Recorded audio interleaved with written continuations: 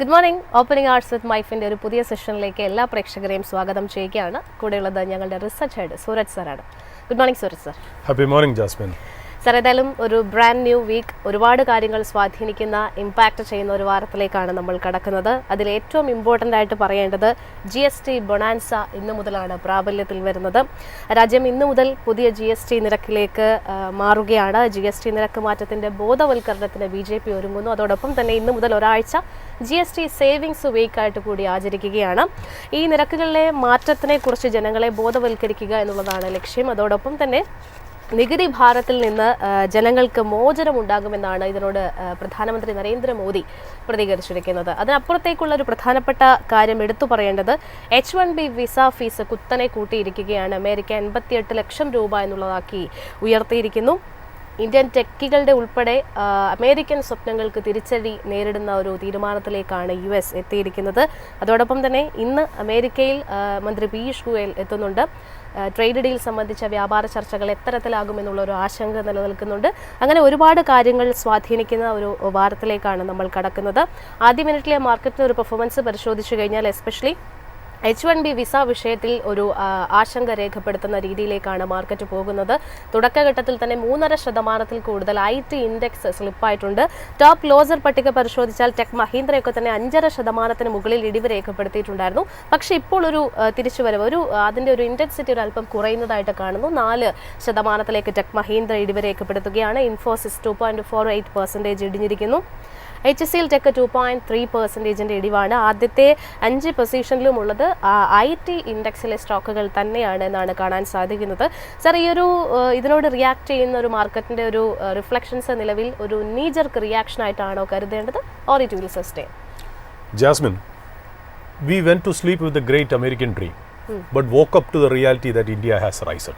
അതാണ് എന്നെ സംബന്ധിച്ച് ഇന്നത്തെ ഓപ്പണിംഗ് സ്റ്റേറ്റ്മെൻ്റ് ആയിട്ട് പറയേണ്ട ഒരു കാര്യം എന്നുള്ളത്. കാര്യം ഇപ്പോൾ ഇന്ന് നമ്മൾ മാർക്കറ്റിലേക്ക് നമ്മൾ നോക്കുകയാണെങ്കിൽ ശരിക്കും പറഞ്ഞാൽ ഇന്നൊരു ആക്ഷൻ പാക്ഡ് വീക്കാണ് അല്ലേ. ഇന്ന് ഒരുപാട് കാര്യങ്ങൾ ഒന്നിച്ചു വരുന്നത്. ഇപ്പം നവരാത്രിയുടെ തുടക്കമാണ് ഇന്നത്തെ ദിവസം, അതിൻ്റെ ഒരു പ്രത്യേകത.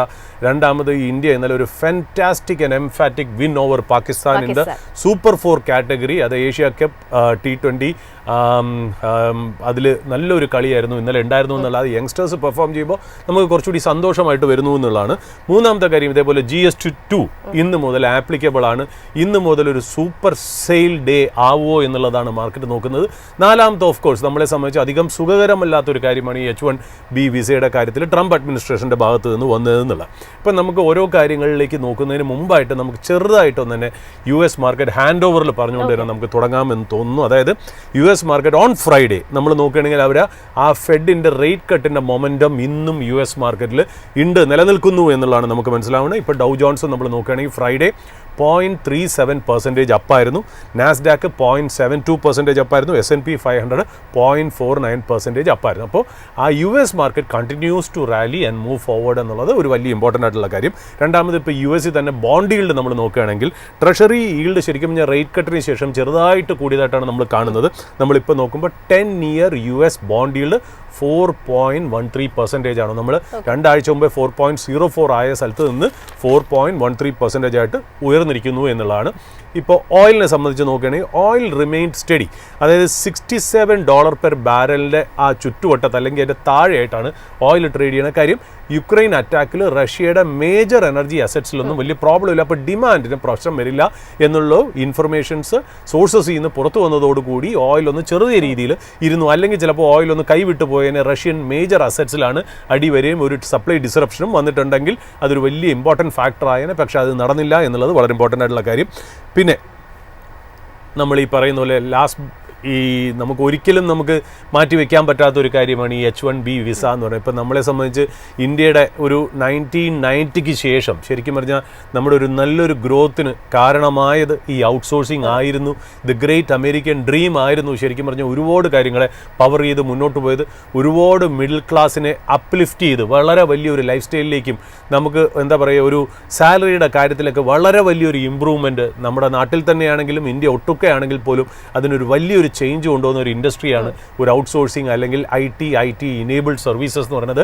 ഇന്ത്യയുടെ സർവീസ് ഇൻഡസ്ട്രി തന്നെ ഫോറിൻ എക്സ്ചേഞ്ചിൻ്റെ ഏറ്റവും നല്ല റവന്യൂ ഏണർ ആയിട്ടുള്ള ഒരു ഒരു പ്രത്യേക സെഗ്മെൻ്റ് തന്നെയായിരുന്നു ഔട്ട്സോഴ്സിംഗ് എന്നുള്ളത്. ഇന്ത്യയുടെ ടാലൻറ്റ് കൂടാതെ മാത്രമല്ല ട്രസ്റ്റഡ് ആയിട്ടുള്ള ഒരു വർക്ക് ഫോഴ്സ് ഗ്ലോബൽ കമ്പനീസ് എങ്ങനെ യൂട്ടിലൈസ് ചെയ്തു എന്നതിൻ്റെ ഉത്തമ ഉദാഹരണമായിട്ടുള്ള ഒരു ഇൻഡസ്ട്രി ആയിരുന്നു ഇന്ത്യൻ സോഫ്റ്റ്വെയർ സർവീസ്. അതിൻ്റെ നെറുകക്കിട്ട് തന്നെയാണ് ഇപ്പോൾ ഈ പറഞ്ഞ പോലെ ഒരു H1B വിസയുടെ വിസ ഫീസ് ട്രംപ് അഡ്മിനിസ്ട്രേഷൻ ഉയർത്തിയത്. അതായത് ഓൺ പേപ്പർ നമ്മൾ നോക്കുകയാണെങ്കിൽ 100 ടൈംസിൻ്റെ ഇൻക്രീസ് ആണ്. അതായത് USD $1,000 ആയിരുന്ന സ്ഥലത്ത് നിന്ന് $100,000 ആക്കി മാറ്റി. അപ്പോൾ അതായത് 100 ടൈം ഇൻക്രീസ് എന്നുള്ള രീതിയിലാണ് അത് പൊതുവെ പറയപ്പെടുന്നത്. അതായത് $1 lakh എന്ന് പറയുമ്പോൾ 88 lakh Indian rupees എന്നുള്ള രീതിയിൽ. അപ്പോൾ the cost of going on N H1B visa has increased substantially എന്ന് ഒറ്റ വാക്കിൽ പറയാം. എങ്കിലും നമ്മൾ പറയാം ഓൺ പേപ്പറിൽ $1,000 ആയിരുന്നു ഇതിൻ്റെ ചിലവ് എന്ന് പറയുന്നത് നമ്മൾ ഓൺ പേപ്പർ മാത്രമാണ്. ശരിക്കും നമ്മൾ നോക്കുകയാണെങ്കിൽ പല സമയത്തും $5,000 അല്ലെങ്കിൽ ഈ പറയുന്ന പോലെ $10,000, ചില കാറ്റഗറിയിൽ $15,000 to $20,000 വരെ എക്സ്പെൻസ് H1Bക്ക് വന്നിരുന്നു ഇതുവരെ എന്നുള്ളതൊരു വാസ്തവം തന്നെയാണ്.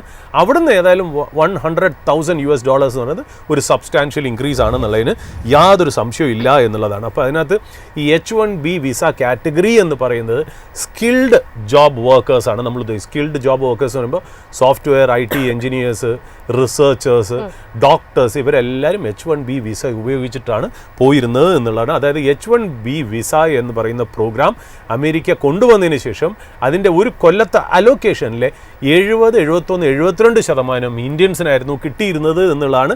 11 to 12% ചൈനീസ്. ഇവർ രണ്ടുപേരായിരുന്നു ഏറ്റവും കൂടുതൽ H1B വിസ ആപ്ലിക്കൻസ് ആയിരുന്നതും കിട്ടിയിരുന്നവരും അവർ തന്നെയാണെന്നുള്ളതാണ്. ഇപ്പോൾ അതിനാണ് ശരിക്കും പറഞ്ഞാൽ ഒരു അടി വന്നിരിക്കുന്നത് എന്നുള്ളതാണ്. ഇതിനകത്തൊരു കാര്യം എന്ന് വെച്ചാൽ ഇതിൻ്റെ ഒരു ഫൈൻ പ്രിൻറ്റിലേക്ക് പോവുകയാണെങ്കിൽ ഇതാർക്കാണ് ആപ്ലിക്കബിൾ? പുതിയതായിട്ടുള്ള ജോബ് ആപ്ലിക്കൻസിനാണ് ആപ്ലിക്കബിൾ ആയിട്ട് വരുന്നത്. പുതിയതായിട്ട് വരുന്ന ജോബ് ആപ്ലിക്കൻസ് എന്ന് പറഞ്ഞാൽ ഇനി അടുത്ത H1B വിസ ഓപ്പൺ ചെയ്യാൻ പോകുന്നത് February 2026 ആണ്. അതായത് ലോട്ടറി എന്നാണ് പറയുന്നത്. അതായത് ഒരു ലോട്ടാണ് എടുക്കുന്നത്. അപ്പോൾ February 2026 ആണ് ഇത് വരുന്നത് എന്നുള്ളതാണ്. ഇമ്മീഡിയറ്റ് ആയിട്ടില്ല. അതായത് ഒരു 3-4 മാസത്തെ ഒരു ഗ്യാപ്പ് വന്നിട്ടാണ് വരുന്നത് എന്നുള്ളതാണ് അതിനകത്ത് ഇമ്പോർട്ടൻ്റ് ആയിട്ടുള്ള കാര്യം. രണ്ടാമത്തെ ഒരു കാര്യം എന്ന് വെച്ചാൽ ഇത് ആരെ എഫക്റ്റ് ചെയ്യും? പുതിയ ആപ്ലിക്കൻസിന് മാത്രമേ എഫക്റ്റ് ചെയ്യുള്ളൂ. ഇപ്പോൾ US-ൽ ജോലി ചെയ്യുന്ന H1B വിസ ഹോൾഡേഴ്സിന് അതിന് യാതൊരു പ്രോബ്ലം ഇല്ല. അവരുടെ ഡിപ്പെൻഡൻസോ അവരുടെ സ്പൗസസിനോ ഒരു പ്രോബ്ലം ഇല്ല. അതുമാത്രമല്ല ഈ ഒരു ഓർഡർ വന്നതിന് ശേഷം വരുന്ന സമയത്ത് ആ H1B വിസ ഹോൾഡർ US-ലല്ല വേറെ ഏതെങ്കിലും രാജ്യത്ത്, അതായത് ഇന്ത്യയിലോ വേറെ ഏതെങ്കിലും രാജ്യത്തോ ആണെങ്കിൽ അവർ തിരിച്ച് റീ എൻട്രി ചെയ്യണതിന് ഈ വിസ ഫീ ബാധകമല്ല. അതുമാത്രമല്ല ഇപ്പോഴത്തെ H1B വിസ ഹോൾഡേഴ്സിന് ഇത് റിന്യൂ ചെയ്യാൻ നേരത്തും ഈ വിസ ആപ്ലിക്കബിൾ അല്ല, ഈ വിസ ഫീസ് ആപ്ലിക്കബിൾ അല്ല.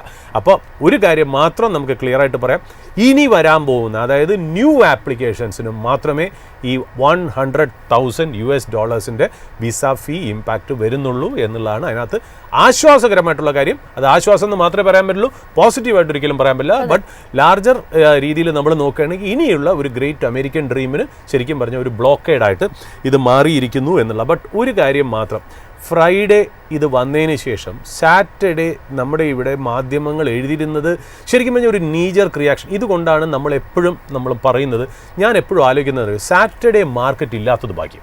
സാറ്റർഡേ മാർക്കറ്റ് ഉണ്ടായിരുന്നു എന്നുണ്ടായിരുന്നു ഇതൊന്നും ആയിരുന്നില്ല പാനിക്. കാര്യം എന്തൊക്കെയായിരുന്നു ന്യൂസ് നമ്മൾ കേട്ടിരുന്നത്?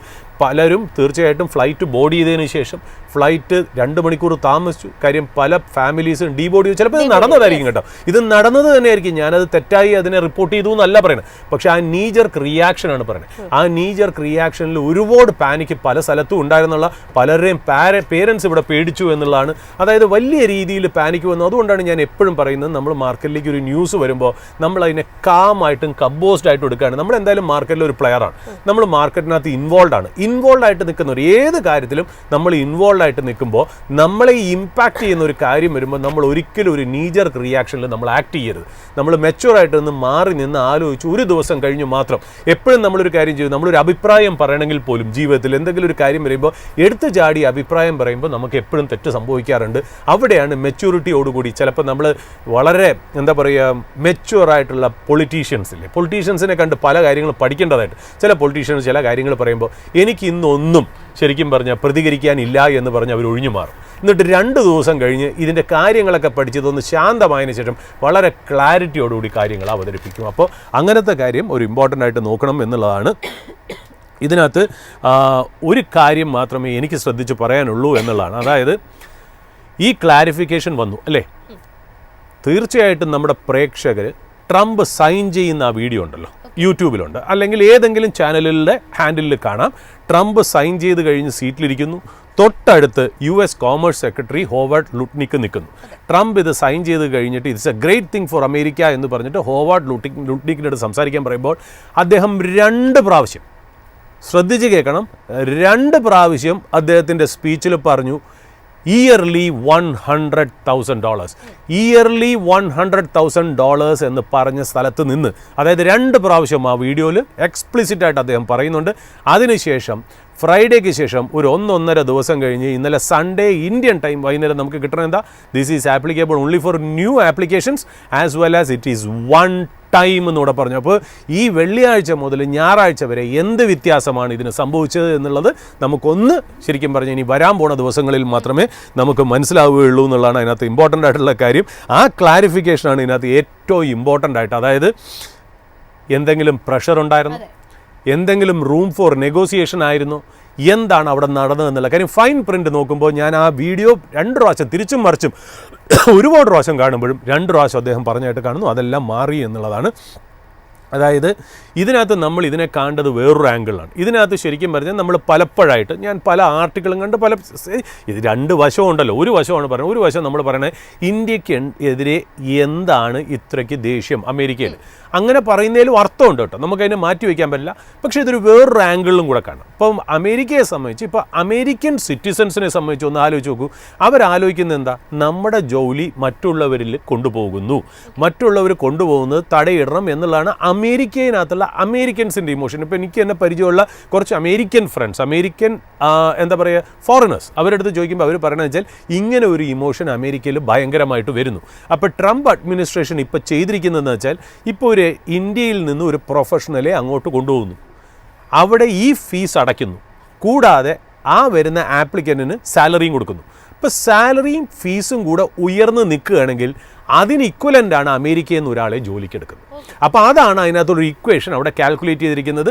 ട്രംപിൻ്റെ അഡ്മിനിസ്ട്രേഷനും പ്ലേ ചെയ്തിരിക്കുന്നത് അമേരിക്കൻ സെൻറ്റിമെൻറ്റിനെയാണ് അവിടെ പ്ലേ ചെയ്തിരിക്കുന്നത് എന്നുള്ളത്. ഇന്ത്യക്ക് എതിരായിട്ട് ഇതിനെ കാണുന്നതിൽ എനിക്കൊരു എന്താ പറയുക മിനിസ്ട്രി ഓഫ് എക്സ്റ്റേണൽ അഫയേഴ്സിൻ്റെ പോയിന്റ് ഓഫ് വ്യൂവിൽ നമ്മൾ നോക്കുകയാണെങ്കിൽ അങ്ങനെയല്ല. അമേരിക്കയെ സംബന്ധിച്ച് അമേരിക്കയുടെ ട്രേഡും അമേരിക്കയുടെ ഈ വിസ റെസ്ട്രിക്ഷൻസ് നമ്മൾ ഒരു പ്രാവശ്യം സ്പോട്ട്ലൈറ്റിൽ നമ്മൾ പറഞ്ഞിരുന്നു. അതായത് നമ്മൾ പറഞ്ഞിരുന്നു ഗുഡ്സ്, മെർക്കൻഡൈസ് ഗുഡ്സിൽ മാത്രമേ ടാരിഫ് വന്നിട്ടുള്ളൂ, എന്നാൽ സർവീസ് സെക്ടറിൽ ഇതുവരെ വന്നില്ല, വരുമെന്ന് നമ്മൾ പ്രതീക്ഷിക്കുന്നില്ല എന്ന് ഞാൻ തന്നെ ഇവിടെ ഇരുന്ന് പറഞ്ഞതാണ്.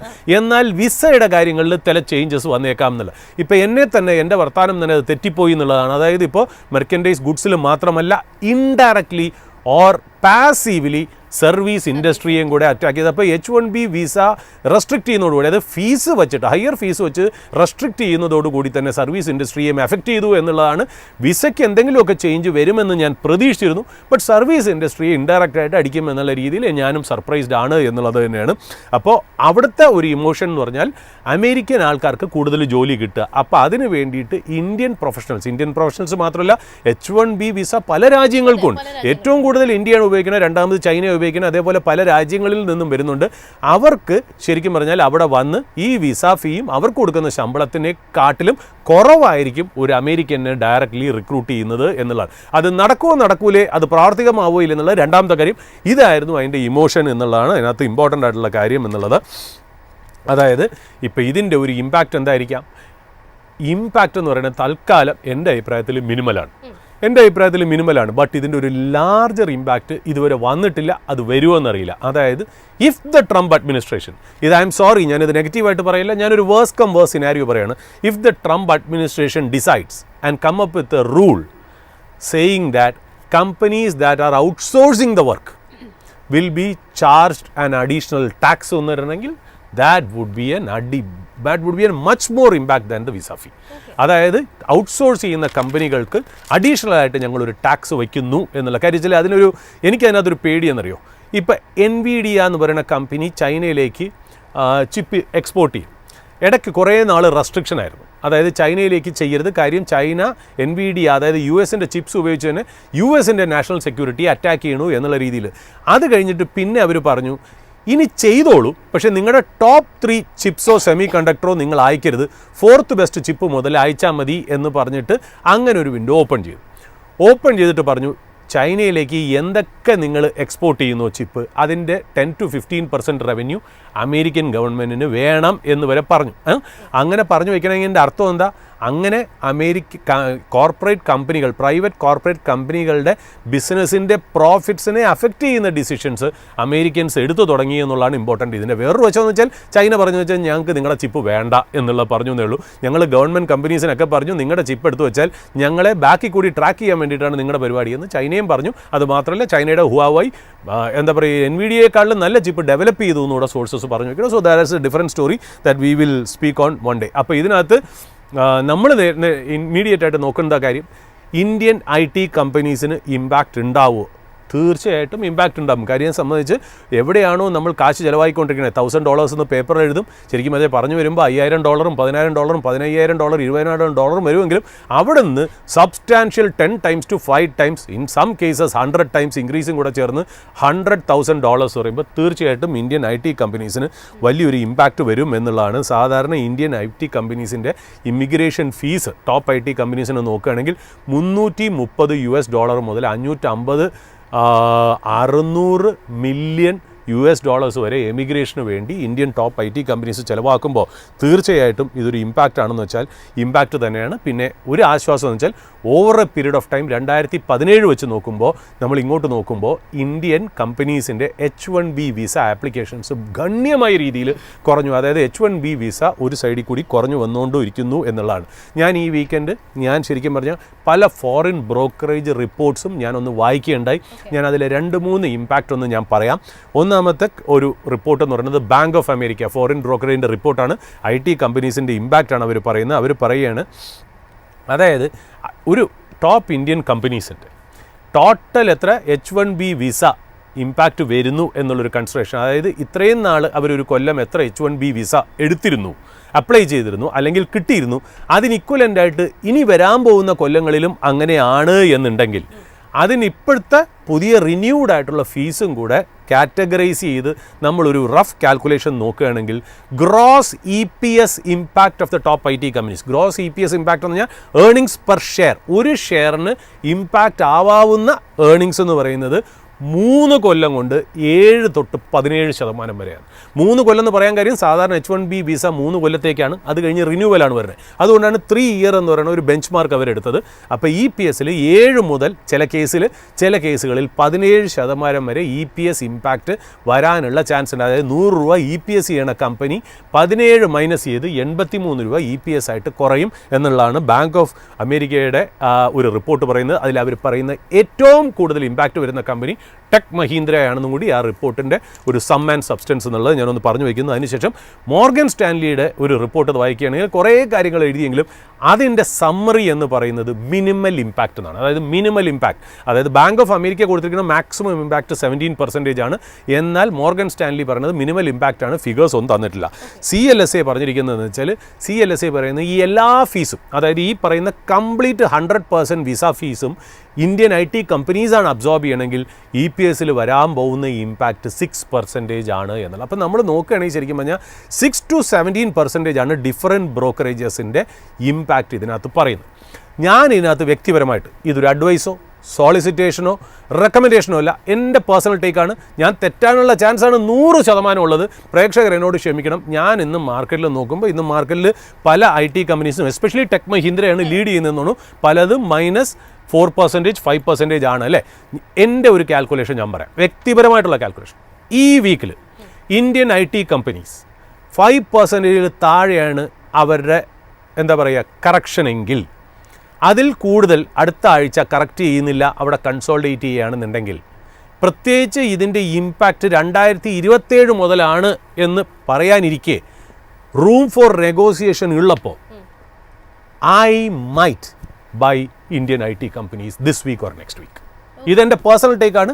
ഞാൻ റോങ് ആയ നിങ്ങളുടെ മുന്നിൽ തന്നെ ഞാൻ ഇരിക്കുന്നു, നിങ്ങളുടെ മുന്നിൽ നിങ്ങൾക്ക് എന്നെ ക്രിട്ടിസൈസ് ചെയ്യാം. പറഞ്ഞിട്ട് കാര്യമില്ല, ഇത് ഒപ്പീനിയൻ ആണല്ലോ. Opinions make market. എല്ലാവർക്കും ഒപ്പീനിയൻ പറയാനുള്ള അധികാരമുണ്ട് എന്നുള്ളതാണ്.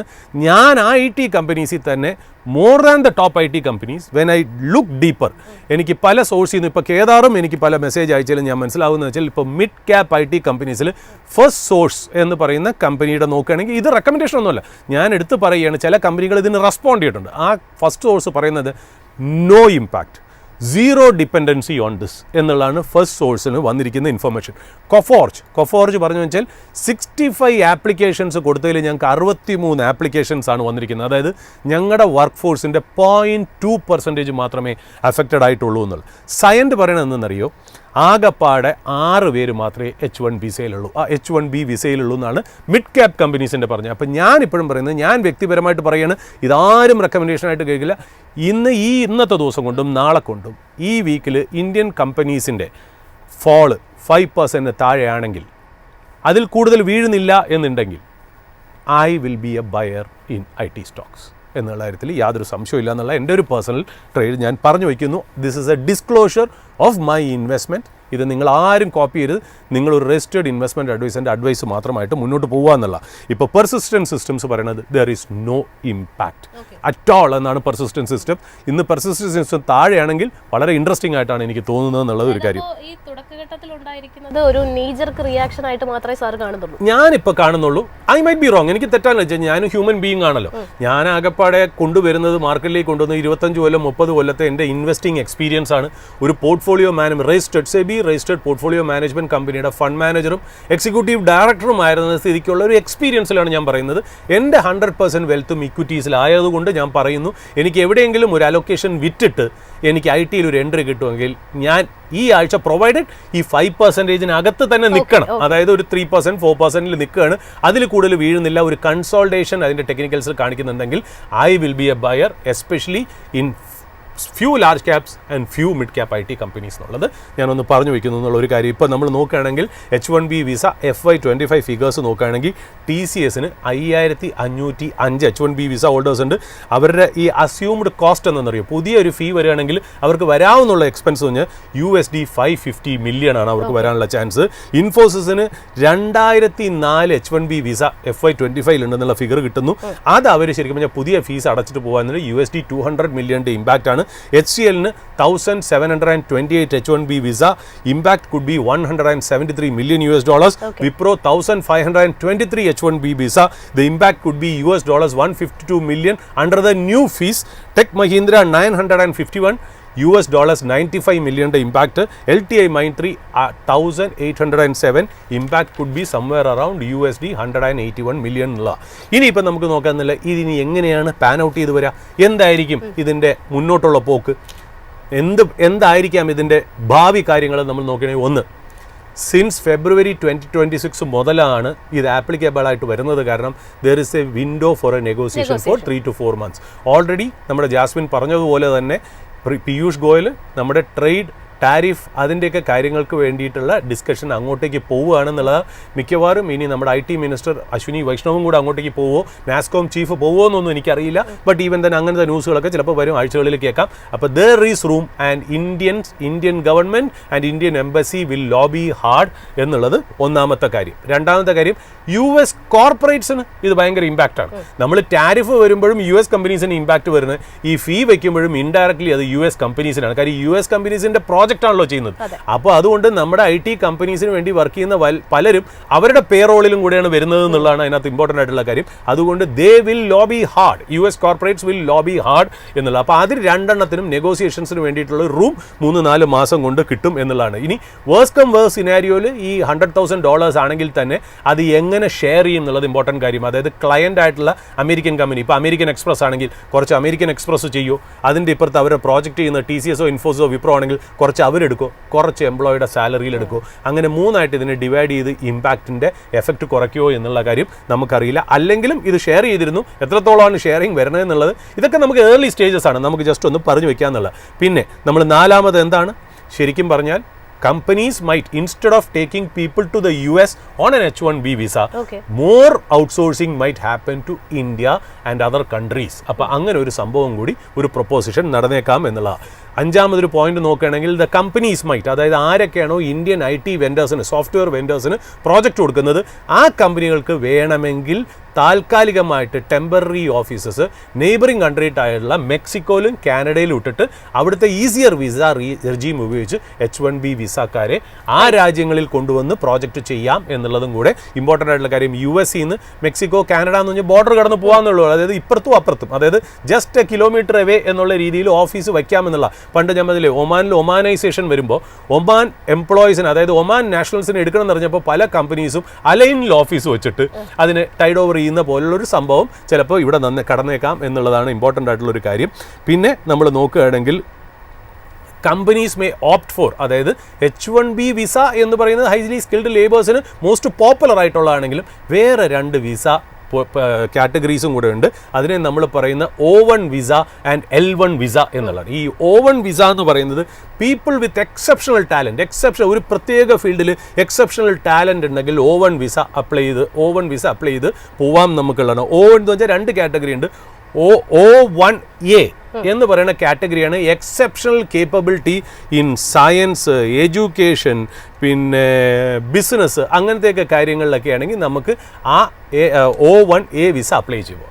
O1B എന്ന് പറയുന്നത് നമ്മൾ ഈ സ്പോർട്സിന് അല്ലെങ്കിൽ ആർട്സ് അല്ലെങ്കിൽ മോഷൻ പിക്ചർ, അങ്ങനത്തെ ആർട്ട്, ഫിലിം ഇൻഡസ്ട്രി, അങ്ങനത്തെ കാര്യങ്ങൾക്ക് ഒക്കെ ആണെങ്കിൽ, അത്ലറ്റിക്സ്, വലിയൊരു അത്ലറ്റിക് ഇതൊക്കെ ആണെങ്കിൽ ശരിക്കും പറഞ്ഞാൽ O1B വിസ അപ്ലൈ ചെയ്ത് പോവാം എന്നുള്ള. അപ്പോൾ അങ്ങനെ ഒരു കാറ്റഗറി. ഇപ്പോൾ ഈ O1 വിസയുടെ ഒരു പ്രത്യേകത എന്താ പറയുക, ലോട്ടറി സിസ്റ്റത്തിലല്ല വരുന്നതെന്നുള്ള.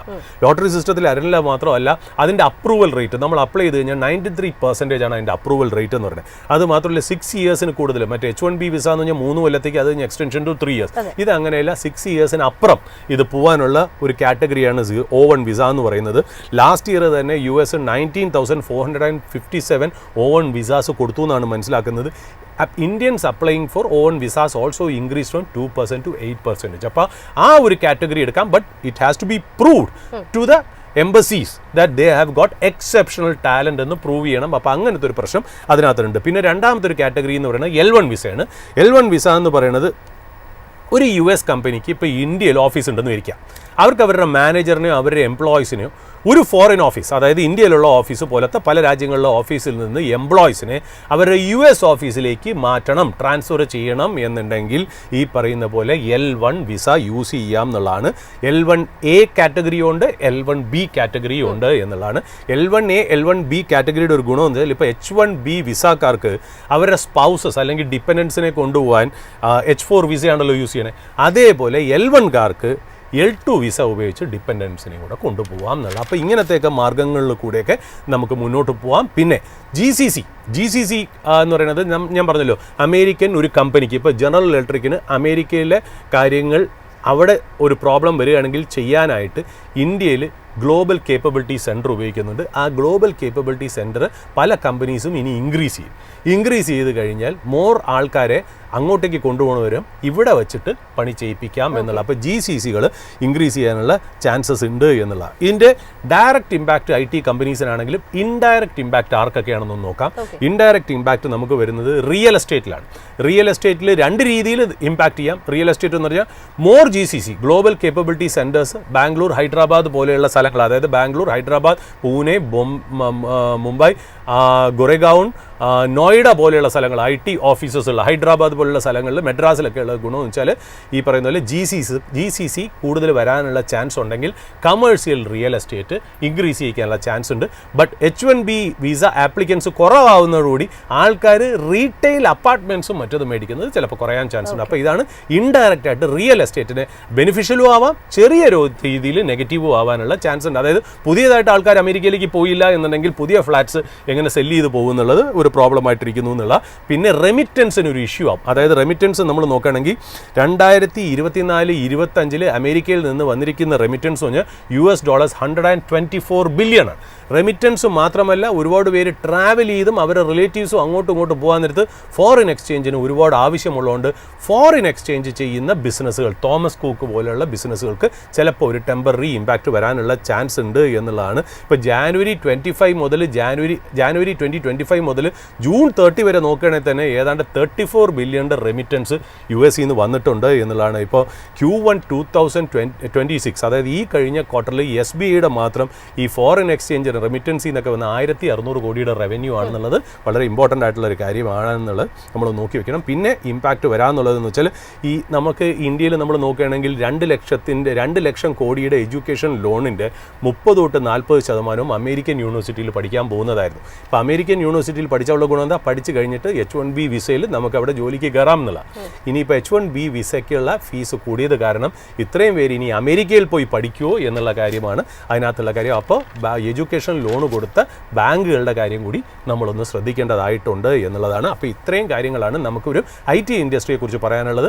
അതിലോടുകൂടി ഇന്ത്യ എന്ന് പറയുന്ന രാജ്യം അവസാനിക്കാത്തതുകൊണ്ട് നമുക്ക് കുറച്ചുകൂടി നോക്കാം എന്താണ് അതിനകത്തുള്ള പോസിറ്റീവായിട്ടുള്ള മറ്റുള്ള കാര്യങ്ങൾ. നോക്കുകയാണെങ്കിൽ ഷിപ്പിംഗ് റിലേറ്റഡ് സ്റ്റോക്സ് നമുക്കൊന്ന് ജസ്റ്റ് വാച്ച് ചെയ്യേണ്ടതായിട്ടുള്ള ഗവൺമെൻറ് ഇൻഫ്രാസ്ട്രക്ചർ സ്റ്റേറ്റസ്, അതായത് വലിയ ഷിപ്സിന്, വലിയ വെസൽസിന് ഇൻഫ്രാസ്ട്രക്ചർ സ്റ്റേറ്റസ് കൊടുത്തത് വലിയൊരു ഇമ്പാക്റ്റാണ് ഷിപ്പിംഗ് കമ്പനീസിന്.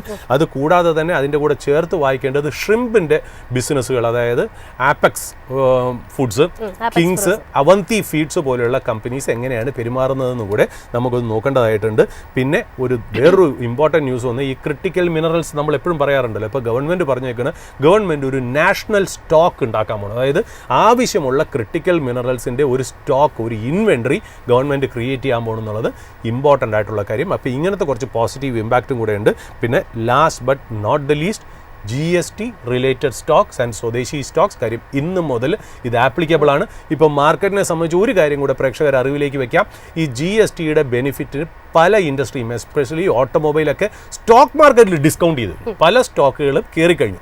ഇനി അതിന് ഇക്വലൻ്റ് ആയിട്ട് ഇന്ന് മുതലുള്ള സെയിൽസ് ഒന്ന് വാച്ച് ചെയ്യണം. ഈ ഫെസ്റ്റീവ് സീസണിന് എങ്ങനെയാണ്, അപ്പോൾ കയറിയിരിക്കുന്ന സ്റ്റോക്ക് കയറിയിരിക്കുന്നതിന് പ്രൊപ്പോർഷനേറ്റ് ആയിട്ട് ആ സെയിൽ നടക്കുന്നുണ്ട് എന്നുണ്ടെങ്കിൽ then it is a bonanza for Indian consumption sector എന്നും കൂടെ പറഞ്ഞു വെച്ചിട്ട് നമുക്കിനി ഒരു മാർക്കറ്റ് അപ്ഡേറ്റ് എടുക്കാം. ജാസ്മിൻ. സുരജ് സാർ, നമ്മൾ ഒരുപാട് കാര്യങ്ങൾ സംസാരിച്ചു. അതിനപ്പുറത്തേക്ക് ഈ ഒരു ഓപ്പണിംഗ് അവേഴ്സിൽ ഏറ്റവും കൂടുതൽ ഒരു ഫാൻ ബേസ് ഉള്ളത് നമ്മുടെ സ്പോട്ട്ലൈറ്റ് ബിസിനസ്സിനാണ്. എന്തായാലും സ്പോട്ട്ലൈറ്റ് ബിസിനസ്സിൻ്റെ കാര്യത്തിലേക്ക് വരികയാണെന്നുണ്ടെങ്കിൽ ഫോർച്ചുനേറ്റ്ലി പല സ്പോട്ട്ലൈറ്റ് ബിസിനസ്സുകളും നമ്മൾ അതൊരു അഡ്വൈസായിട്ടോ റെക്കമെൻഡേഷനോ അല്ല പറയുന്നത്, ഒരു ഇൻഫർമേഷൻ പർപ്പസ് മാത്രമായിട്ടാണ്. പക്ഷേ അത് വാച്ച് ചെയ്യുന്ന ഇൻവെസ്റ്റേഴ്സിനെ സംബന്ധിച്ചിടത്തോളം കൂടുതൽ നേട്ടം ഉണ്ടാകുന്നു എന്ന് അറിയുന്നതിൽ സന്തോഷമുണ്ട്. എന്തായാലും ഇന്ന് നമ്മൾ സ്പോട്ട്ലൈറ്റ് ബിസിനസ്സിലേക്ക് റിവീൽ ചെയ്യുന്ന ബിസിനസ് ഏതാണ്? ജാസ്മിൻ, അത് പ്രേക്ഷകരോട് നമുക്ക് ഒരു കാര്യം കൂടി പറയാനുള്ളതെന്ന് വെച്ചാൽ നമ്മൾ ഇത് ഒരിക്കലും റെക്കമെൻഡേഷൻ ആയിട്ടല്ല. അത് നമ്മൾ ഈ പറയുന്നത് കംപ്ലീറ്റ് ചില കമ്പനികളുടെ പോസിറ്റീവ് വശങ്ങളും ചില കമ്പനികളുടെ നെഗറ്റീവ് വശങ്ങളും. നമുക്ക് ഈ സ്റ്റോക്കുകളിലൊന്നും ഒരു അഭിപ്രായവും ഇല്ല. അത് അഭിപ്രായമുള്ള മാൻഡേറ്റ് നമുക്കില്ല എത്തുള്ളത്. ഇപ്പോൾ അതുകൊണ്ടാണ് ഞങ്ങൾ പ്രേക്ഷകരെടുത്ത് പറയുന്നത്, പലരും നമ്മുടെ അടുത്ത് മെസ്സേജ് അയക്കണം, ഈ സ്റ്റോക്കിനെ കുറിച്ചൊരു അഭിപ്രായം പറഞ്ഞുകൂടെ. അങ്ങനെ ആരെങ്കിലും, ഇപ്പോൾ ഞാനെന്നല്ല, നമ്മൾ ഏതായാലും മീഡിയക്കാരായതുകൊണ്ട് നമുക്കത് പറയാൻ പാടില്ല. ഒരു സ്റ്റോക്ക് കവർ ചെയ്യാൻ അല്ലെങ്കിൽ ഒരു ബിസിനസ് കവർ ചെയ്യാൻ മാത്രമേ പറ്റുള്ളൂ. ഫ്യൂച്ചർ ഒരു സ്റ്റേറ്റ്മെൻറ്റും നമുക്ക് അതിനകത്ത് പറയാൻ പറ്റില്ല. നമ്മുടെ പേഴ്സണൽ കാര്യങ്ങൾ ഡിസ്ക്ലോസ് ചെയ്യാം എന്നല്ലാതെ വേറൊരു മാൻഡേറ്റ് ഇല്ല. പിന്നെ അത് മാത്രമല്ല, എനിക്ക് പ്രേക്ഷകരോട് പറയാനുള്ളത്, ആരെങ്കിലും ഒരാൾ വന്നിട്ട് നിങ്ങളെ അങ്ങനെ പറയുകയാണ്, അതായത് റെക്കമെൻഡേഷൻ പറയുകയാണെന്നുണ്ടെങ്കിൽ നിങ്ങൾ സൂക്ഷിക്കുക. ആ റെക്കമെൻഡേഷൻ കറക്റ്റോ തെറ്റോ ആവാം, പക്ഷേ ആർക്ക് മാത്രമേ റെക്കമെൻഡ് ചെയ്യാൻ പാടുള്ളൂ? സെബി രജിസ്ട്രേഡ് ആയിട്ടുള്ള ഇൻവെസ്റ്റ്മെൻറ്റ് അഡ്വൈസേഴ്സിന് മാത്രമേ അത് നിങ്ങൾക്ക് അഡ്വൈസ് ചെയ്യാൻ പറ്റുള്ളൂ. മറ്റുള്ളവർ ഇതെല്ലാം പറയുന്നത് കാരണം ഞാൻ അപ്പാടെ അതങ്ങ് വിഴുങ്ങിയേക്കാം എന്ന് പറയുന്നത്, അവരെ ചിലപ്പോൾ ഐഡിയാസ് നല്ലതായിരിക്കാം, 100% ഹിറ്റ് റേറ്റ് ഉള്ളവരുമായിരിക്കും. എനിക്ക് ഇവരോട് എല്ലായിടത്തും ബഹുമാനമാണെങ്കിലും പറയുന്നത്, സെബിയുടെ റൂള് പറയുന്നത് നമ്മൾ അങ്ങനെ ചെയ്യാൻ പാടില്ല. ചെയ്യാൻ പറ്റുന്ന ആൾക്കാരെന്ന് പറയുന്നത് ഈ പറയുന്ന പോലെ സെബി രജിസ്ട്രേഡ് ഇൻവെസ്റ്റ്മെൻറ്റ് അഡ്വൈസേഴ്സ് ആണ്. അവർക്കൊന്നെങ്കിൽ ഫീസ് മേടിച്ചിട്ടോ ഫീസ് മേടിക്കാതെയോ അവർക്ക് TV കൂടെയോ മാധ്യമങ്ങൾ കൂടെയോ പ്രൈവറ്റ് ആയിട്ടോ അവർക്ക് റെക്കമെൻഡ് ചെയ്യാം. അതിന് അവർ മോണിറ്ററി ബെനിഫിറ്റും ഉണ്ടാക്കാം എന്നുള്ളതാണ്. പിന്നെ നമുക്കൊരു കാര്യം കൂടെ പറയാം, ഞങ്ങളെ സംബന്ധിച്ച് ഇതിനകത്ത് മോണിറ്ററി ബെനിഫിറ്റ് ഇല്ല. നമ്മൾ പറയുന്ന ഓരോ ബിസിനസ്സിനും നമ്മൾ നമ്മുടെ പേഴ്സണൽ ഡിസ്ക്ലെയിമർ ഡിസ്ക്ലെയിമർ നമ്മൾ ഹോൾഡ് ചെയ്യുന്നോ ഇല്ലേ എന്നുകൂടി നമ്മൾ ഇവിടെ പറഞ്ഞു വെക്കുന്നു എന്നുള്ള ഇമ്പോർട്ടൻ്റ് ആയിട്ടുള്ള കാര്യം. നമ്മളൊരു ബിസിനസ്സിൻ്റെ രണ്ട് വശങ്ങളും കൂടെ പറയുക എന്നുള്ളൊരു മാൻഡേറ്റ് മാത്രമേ നമുക്കുള്ളൂ. നിങ്ങൾക്കാണ് അതിൻ്റെ എന്താ പറയുക ആ ഒരു സ്റ്റോക്ക് ഇൻവെസ്റ്റ് ചെയ്യണോ വേണ്ടേ എന്നുള്ള പരമാധികാരം ഡിസിഷൻ എടുക്കേണ്ടത് നിങ്ങൾ തന്നെയാണെന്നും കൂടെ പറഞ്ഞു വയ്ക്കുന്നു. അപ്പോൾ ഇതാണ് സ്പോട്ട്ലൈറ്റ് ബിസിനസ്. സ്പോട്ട്ലൈറ്റ് ബിസിനസ് പറയാൻ കാരണം ഇന്നത്തെ ഉദാഹരണം തന്നെ നോക്കുകയാണെങ്കിൽ നമുക്ക് മനസ്സിലാവും. ഞാൻ പറഞ്ഞു ഒരു ന്യൂസ് വന്നു അല്ലേ, ഇന്ത്യയിൽ ന്യൂസ് വരുമ്പോൾ നമ്മൾ ആ ന്യൂസിനെ റിലേറ്റ് ചെയ്തിട്ട് എങ്ങനെയാണ് സ്റ്റോക്ക് മാർക്കറ്റിൽ ഇമ്പാക്റ്റ് വരുന്നതെന്ന് മനസ്സിലാക്കാനാണ് നമ്മൾ കഴിയുന്നത് സ്പോട്ട്ലൈറ്റ് സ്റ്റോക്ക് ഉൾപ്പെടുത്തുന്നത്. ചില ദിവസം നമുക്ക് അങ്ങനെ ഒരു ന്യൂസ് കിട്ടില്ല. അപ്പോൾ നമ്മൾ ജനറൽ ആയിട്ടുള്ള ഒരു ബിസിനസ്സിനെ നോ യുവർ കമ്പനി എന്നുള്ള രീതിയിലേക്കാണ് നമ്മൾ അവതരിപ്പിക്കുന്നത്. ഇപ്പോൾ ഇന്നത്തെ ഒരു ന്യൂസ് ഞാൻ പറയാം. ഇന്നത്തെ ന്യൂസിലേക്ക് വരുന്നതിന് മുമ്പ് ചെറുതായിട്ട് ഞാൻ ആ എൻവയോൺമെൻറ്റും പശ്ചാത്തലവും ഒന്ന് പറഞ്ഞു വയ്ക്കുക. അതായത് ഇന്ത്യ നമ്മളിപ്പോൾ ട്രേഡ് നടത്തുന്നതിൻ്റെ ഒരു എന്താ പറയുക നല്ലൊരു ശതമാനം ട്രേഡും നമ്മൾ കടൽ മാർഗമാണല്ലോ, സീ റൂട്ട് വഴിയാണല്ലോ, മാരിടൈം ട്രേഡാണ് ഇന്ത്യ കൂടുതൽ. ഇന്ത്യ എന്നല്ല പല രാജ്യങ്ങളും അതാണ് കാര്യം. വലിയ ഹെവി സാധനങ്ങൾ കൊണ്ടുപോകണമെങ്കിൽ നമുക്കൊരു പ്ലെയിനിൽ കൊണ്ടുപോകാൻ പറ്റില്ല എന്നുള്ള കാര്യം അറിയാം. അതുകൊണ്ട് നമ്മൾ കൂടുതലും മാരിടൈം അല്ലെങ്കിൽ ഷിപ്പ് വഴിയാണ് നമ്മുടെ കൂടുതലും സീവേസ് വഴിയാണ് നമ്മൾ കൂടുതലും നമ്മൾ ട്രേഡ് നടത്തുന്നതെന്നുള്ള. അപ്പോൾ നമ്മൾ അതിൻ്റെ ഒരു കണക്ക് നോക്കുകയാണെങ്കിൽ വോളിയം വൈസ്, അതായത് നമ്മൾ എക്സ്പോർട്ടും ഇമ്പോർട്ട് ചെയ്യുന്ന ടോട്ടൽ ഗുഡ്സിൻ്റെ വോളിയം വൈസ് വെച്ചിട്ടാണെങ്കിൽ 95% വോളിയവും നമ്മൾ സീ വേസ് വഴിയാണ് ചെയ്യുന്നത്.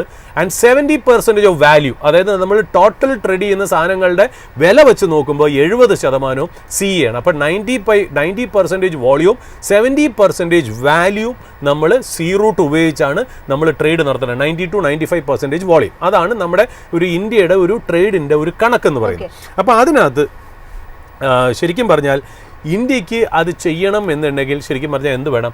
നല്ല രീതിയിലുള്ള ഷിപ്പിംഗ് ഇൻഫ്രാസ്ട്രക്ചർ വേണം അല്ലേ. പക്ഷേ നമ്മുടെ ഇവിടുത്തെ ഷിപ്പിംഗ് ഇൻഫ്രാസ്ട്രക്ചറിൽ ഈ ഷിപ്പ് ബിൽഡിംഗ് ഇൻഡസ്ട്രി എന്ന് പറഞ്ഞാൽ ഇന്ത്യയിൽ വളരെ മോശം. ഇപ്പോൾ ഒരു ഗ്ലോബൽ സ്റ്റാൻഡേർഡ് വെച്ച് നോക്കുകയാണെങ്കിൽ ഈ ഗ്ലോബൽ ഷിപ്പ് ബിൽഡിങ്ങിൻ്റെ 0.05 to 0.06% മാത്രമേ ഇന്ത്യയിൽ ഷിപ്സ് ഉണ്ടാക്കുന്നുള്ളൂ.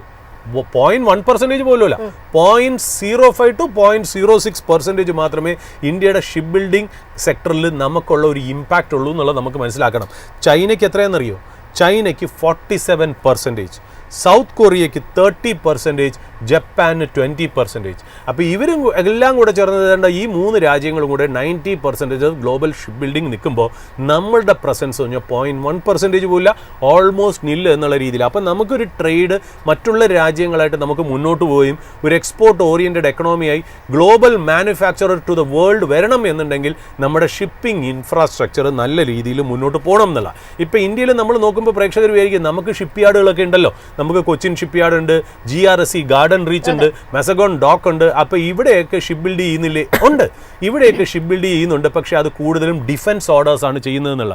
അതായത് ഈ കമേഴ്സ്യൽ ഷിപ്സ്, അതായത് ഗുഡ്സ് ക്യാരി ചെയ്യുന്ന ഷിപ്സ് ഉണ്ടാക്കുന്നത് വളരെ കുറവാണ് എന്നുള്ളതാണ് അതിനകത്തുള്ള പരിതാപകരമായിട്ടുള്ള സിറ്റുവേഷൻ. എന്നാൽ കൊച്ചിൻ ഷിപ്പ് യാർഡിൻ്റെ കാര്യത്തിൽ കൊച്ചിൻ ഷിപ്പ് യാർഡിന് കമേഴ്സ്യൽ ഷിപ്സ് ഉണ്ടാക്കാനുള്ള കേപ്പബിലിറ്റി ഉണ്ടോ? ഇൻഫ്രാസ്ട്രക്ചർ ഉണ്ടോ? ഉണ്ട്. ബട്ട് എങ്കിലും നമ്മൾ കൂടുതലും ഡിഫൻസ് ആണ് ഉണ്ടാക്കുന്നതെന്നില്ല. അപ്പോൾ കൊച്ചിൻ ഷിപ്പ് യാർഡിൻ്റെ നമ്മൾ അതിൻ്റെ P&L ബാലൻസ് ഷീറ്റ് നോക്കുമ്പോൾ ഞാനൊന്ന് മനസ്സിലാക്കിയതെന്ന് വെച്ചാൽ കൊച്ചിൻ ഷിപ്പ് യാർഡിൻ്റെ ഷിപ്പ് ബിൽഡിങ്ങിൻ്റെ 70-75% ഡിഫൻസിനാണ്. ഡിഫൻസ് ഷിപ്സ് ആണ് കൂടുതലും 70 to 75% ഉണ്ടാക്കുന്നത്. കമേഴ്സ്യൽ ഷിപ്സ് സാധാരണ 10 to 15% ഓഫ് ദ റവന്യൂ മാത്രമേ ഉള്ളൂ.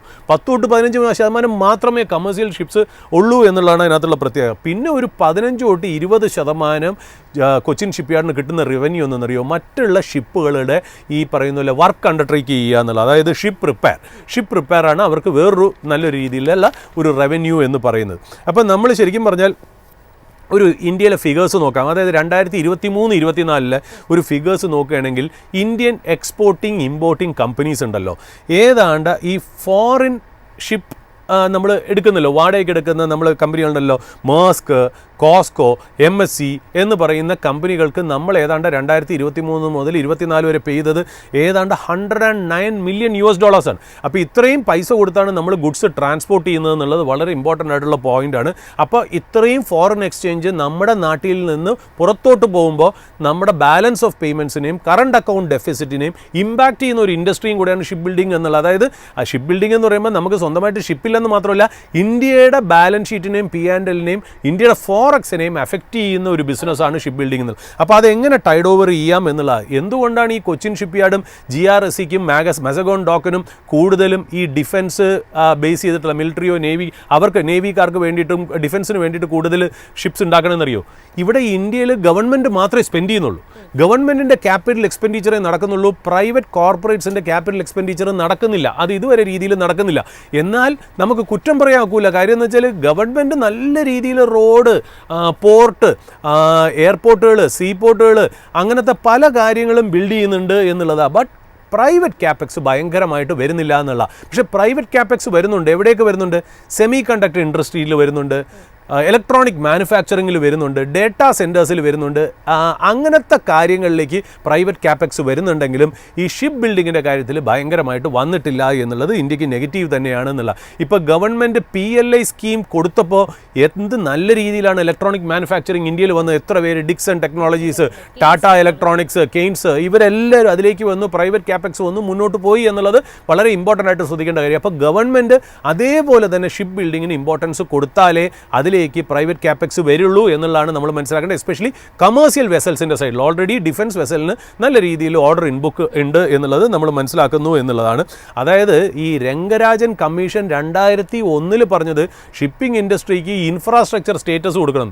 2001 പറഞ്ഞിട്ട് സക്സസീവായിട്ട് വന്നിങ്ങനെ പൊളിറ്റിക്കൽ പാർട്ടീസ് എല്ലാവരും കൂടെ ചേർന്നിട്ട് 2016 നമ്മൾ അതിനെക്കുറിച്ച് ആലോചിക്കുന്നത്. അതായത് 15 കൊല്ലം നമ്മൾ അതിൽ വേസ്റ്റ് ചെയ്ത് കളഞ്ഞു എന്നുള്ള. അത് മാത്രമല്ല, നമ്മുടെ കയ്യിലുണ്ടായിരുന്ന ഷിപ്പിംഗ് റൂൾസ് ഉണ്ടല്ലോ, എന്തൊരു ഔട്ട്ഡേറ്റഡ്. ഇപ്പോൾ അടുത്ത കാലത്ത് 2025 നമ്മൾ വളരെ ബുള്ളിഷായിരുന്നു അല്ലേ ഷിപ്പ് ബിൽഡിംഗ് ഇൻഡസ്ട്രിയിൽ. നമ്മൾ പറയുകയും ചെയ്തു ഗ്ലോബൽ ട്രേഡിൽ ഇന്ത്യ ഒരു വലിയൊരു പ്ലെയറായി മാറണം എന്നുണ്ടെങ്കിൽ തീർച്ചയായിട്ടും നമ്മുടെ ഷിപ്പ് ബിൽഡിംഗ് ഇൻഡസ്ട്രി നന്നായിട്ട് മാറണം. കണ്ടെയ്നർ പോലും നമ്മളിവിടെ ഉണ്ടാക്കുന്നില്ല എന്ന് പറഞ്ഞിട്ട് നമ്മൾ ഒരു പ്രാവശ്യം നമ്മൾ ജൂപ്പിറ്റർ വാഗൺസ് കണ്ടെയ്നേഴ്സ്, അതായത് നമ്മൾ ഈ കാണുന്ന ഷിപ്പിംഗ് കണ്ടെയ്നേഴ്സ് ഉണ്ടാക്കാൻ പോകുന്നു എന്നുള്ള കാരണത്താൽ നമ്മൾ നോ യുവർ കമ്പനി അല്ലെങ്കിൽ നോ യുവർ ബിസിനസ് എന്നുള്ള രീതിയിൽ സ്പോട്ട്ലൈറ്റിലേക്ക് നമ്മൾ കൊണ്ടുവന്നു. നമ്മൾ ശരിക്കും ജൂപ്പിറ്റർ വാഗൻസിൽ ബുള്ളിഷോ അല്ല, നമ്മളിട്ട് പേഴ്സണലി ഹോൾഡ് ചെയ്യുന്നതല്ല. അതാണ് ഞാൻ സ്പോട്ട്ലൈറ്റ് സ്റ്റോക്കിൻ്റെ പ്രത്യേകത പറഞ്ഞത്. അപ്പോൾ നമ്മൾ ഈ ഷിപ്പിംഗ് ഇൻഡസ്ട്രി നന്നായിട്ട് ഡെവലപ്പ് ചെയ്യണമെന്നും watch out for shipping related stocks എന്നും നമ്മൾ പലപ്പോഴായിട്ട് പറഞ്ഞു എന്നുള്ളത് നമുക്ക് അറിയാമെന്നുള്ള കാര്യം. അപ്പോൾ നമ്മൾ ഒന്ന് ആലോചിച്ച് നോക്കൂ, 2001 ആവശ്യപ്പെട്ട് രംഗരാജൻ കമ്മിറ്റി റിപ്പോർട്ട് പോലും പറയുന്നത് ഇൻഫ്രാസ്ട്രക്ചർ സ്റ്റേറ്റസ് വേണം. 2016 നമ്മൾ കൊടുക്കുന്നത്. 2025 അതായത് എത്ര കൊല്ലം, 2025 നമ്മൾ പാർലമെൻറ്റിൽ നമ്മൾ പറഞ്ഞു 100 കൊല്ലം പഴക്കമുള്ള ഷിപ്പിംഗ് ബില്ലാണ് മാറ്റും. 100 കൊല്ലം പഴക്കമുള്ള. നമ്മളിവിടെ കുറേ എല്ലാ കാര്യങ്ങളും എല്ലാ ഗവൺമെൻറ് എല്ലാ പൊളിറ്റിക്കൽ പാർട്ടിയും നമ്മളെ അപ്രീഷിയേറ്റ് ചെയ്യുന്നുണ്ട്. അവരാരും ഒന്നും ചെയ്യാറില്ല. ഇപ്പോഴത്തെ പ്രതിപക്ഷത്തുള്ളതും ഇപ്പോഴത്തെ ഭരണപക്ഷത്തിലുള്ളവരും എല്ലാവരും ഇന്ത്യയുടെ ഗ്രോത്തിന് കോൺട്രിബ്യൂട്ട് ചെയ്തിട്ടുണ്ടെന്നുള്ള കാര്യത്തിൽ നമുക്ക് യാതൊരു സംശയമില്ല. അതുകൊണ്ട് ഗവൺമെൻറ്റിനെ സപ്പോർട്ട് ചെയ്ത് നമ്മൾ മുന്നോട്ട് പോകാറുണ്ട്. പക്ഷേ ആവശ്യമുള്ള സമയത്ത് ആവശ്യ രീതിയിൽ ചെയ്തിട്ടുണ്ടോ എന്ന് വെച്ചാൽ അത് ചെയ്തിട്ടില്ല.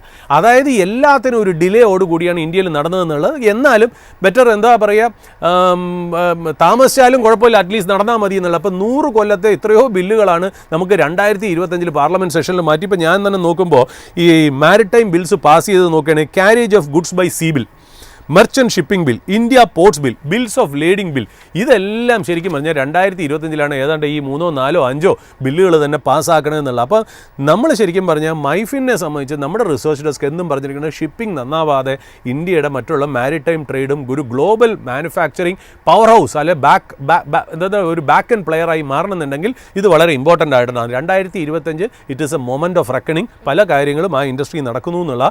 ഞാനിപ്പോൾ പറയുന്ന കാര്യം വെച്ചാൽ കഴിഞ്ഞ വീക്ക് അവസാനത്തോടു കൂടി വന്ന ഒരു ന്യൂസ്. ഇതാണ് ഞാൻ സ്പോട്ട്ലൈറ്റ് സ്റ്റോക്കിൻ്റെ പ്രത്യേക പറയുന്നത്. അതായത് നമ്മൾ വരുന്ന ഒരു ന്യൂസിനെ നിങ്ങളുടെ മുന്നിലേക്ക് അവതരിപ്പിക്കുന്നു.